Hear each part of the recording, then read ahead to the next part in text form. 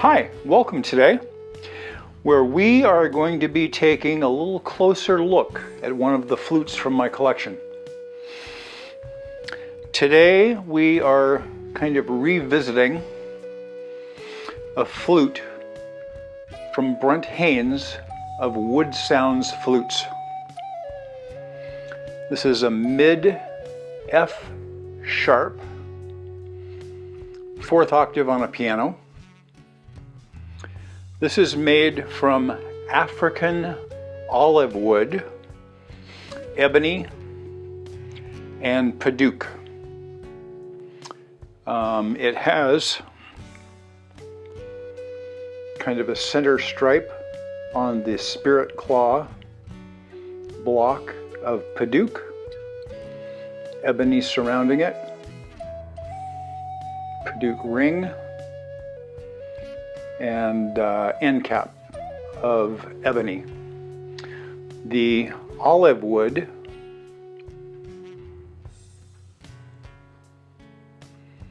has a very, very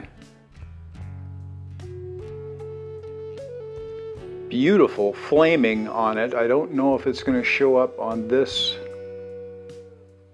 close-up.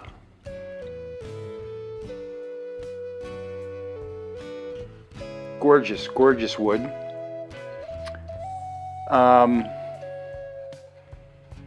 Brent Haynes is out of Utah. His flutes are all solid one-piece board designs. Sometimes, not in this case, but sometimes he will put joints in depending on how much wood he has to work with and what the customer is looking for in an overall flute. So there might be a joint here, for example, if the wood isn't long enough to make the main body of the flute, but the customer wants a certain special wood that Brent Haynes might be offering. This flute I found through one of his videos of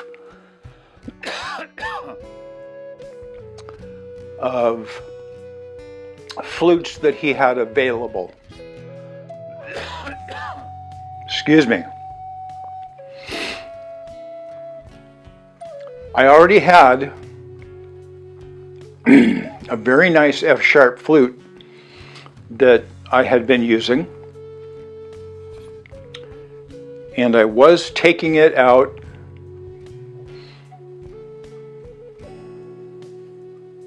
in some cases to perform with on stage.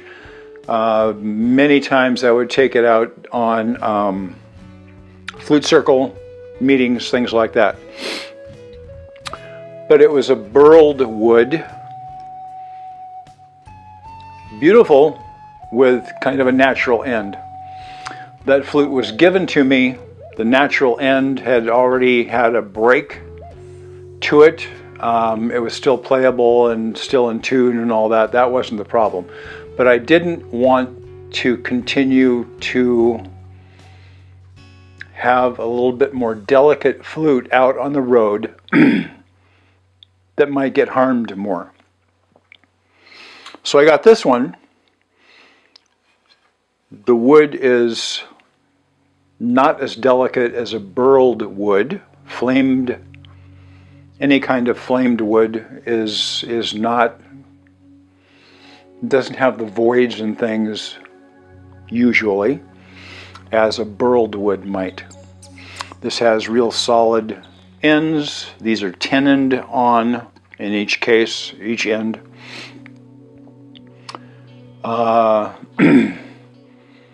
A little bit simpler block on this particular flute.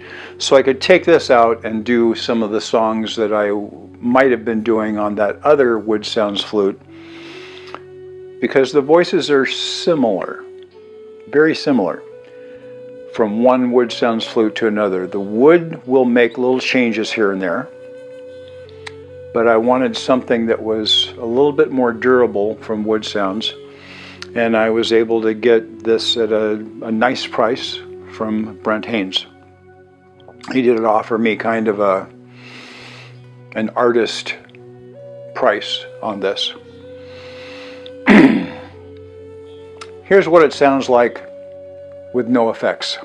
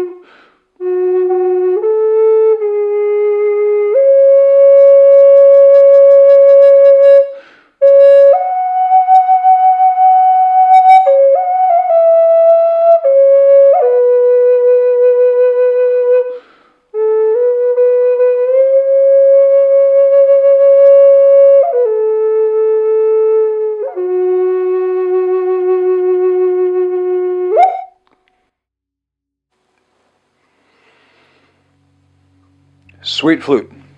Sweet flute. One thing about this African olive wood, it's very heavy. Very, very, very heavy. I almost feel like I could use this flute as a club.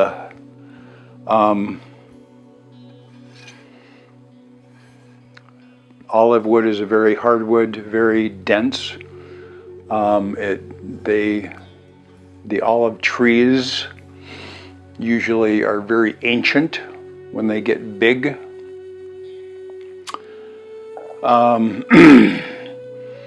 So it does weigh a little bit. To me, that helps add to its durability. Some people might find it a little bit uncomfortable just in weight holding it up. I don't. I will include the exact weight down in the description box. Excuse me. Down in the description box below, along with all of the little measurements and things like that of this flute. Beautiful craftsmanship. I will say that when I got this, a couple of the upper finger holes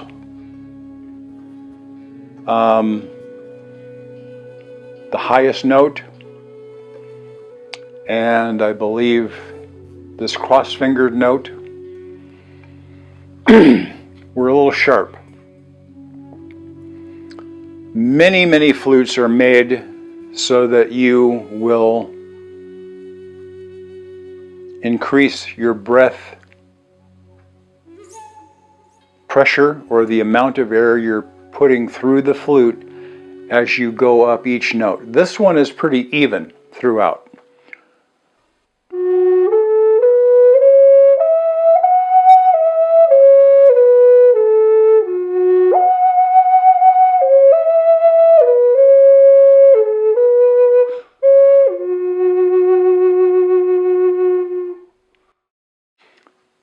Pretty even with how much breath this flute is asking you to use when you play it.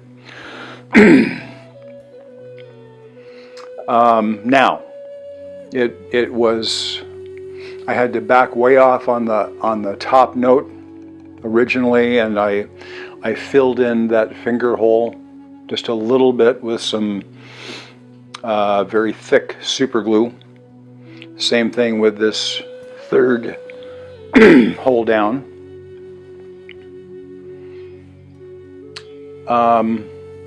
Now it plays fine. I wasn't going to send it back to him when I knew that I could take care of that problem easily. So Let's add a little bit of reverb and delay to the mix now.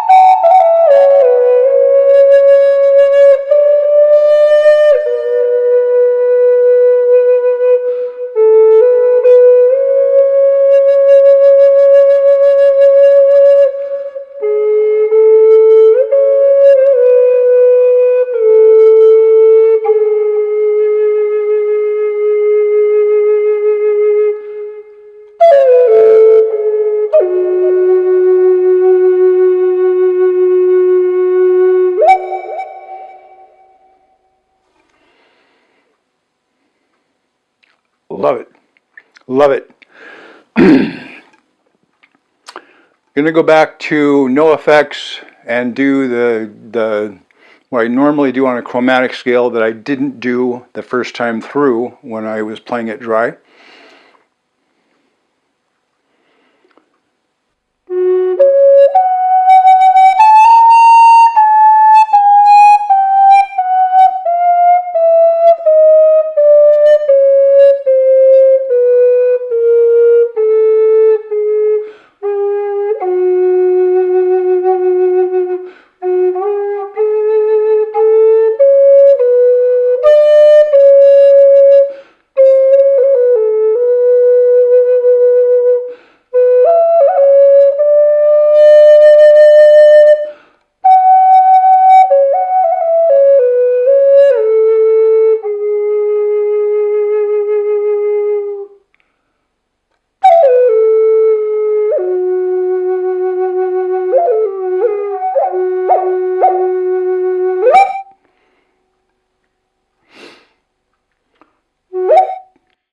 Better. Woodsounds Flute by Brent Haynes out of Utah. Really cool flute. As I said, it's heavy. It's heavy. This weighs probably 3 times what most cedar type flutes weigh. But durable. I don't feel like I have to worry about this in any kind of a transport type situation, to be real honest. Very nice. He makes, I feel, some of the most gorgeous flutes on the planet. I am hesitant with the burled woods that he uses. I've got a couple, but I kind of tend to prefer the more solid type woods, like a flamed maple, or in this case, the flamed African olive wood. He's gotten in some rosewoods and cocobolo, things like that. Those seem to be a lot more solid. There might be some little voids in some of those. It just depends. But usually a better grain structure for durability. Hope you enjoyed the video. I know that I am enjoying this flute a lot. If you haven't yet, please subscribe and click the little bell wherever it is by the subscription button there so that you could be notified the next time I post a video. It could be taking a first look at a musical item that comes to me, or as in this case, taking a closer look at one of the flutes from my collection.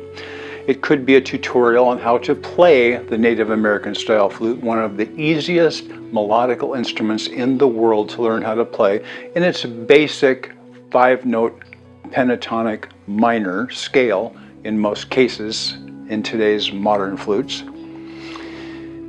If you wanted to use a lot of those chromatic notes that I demonstrated in songs later on, it could take a lifetime to master when you go beyond the basics. I do have tutorials on that as well. Could be a music video where the Native American style flute gets the spotlight shown on it. Could be solo, or it could be with many other types of instruments as well. I want to thank you again for tuning in and watching. Again, I hope you enjoyed the video, and I hope that you have a fantastic day. Take care.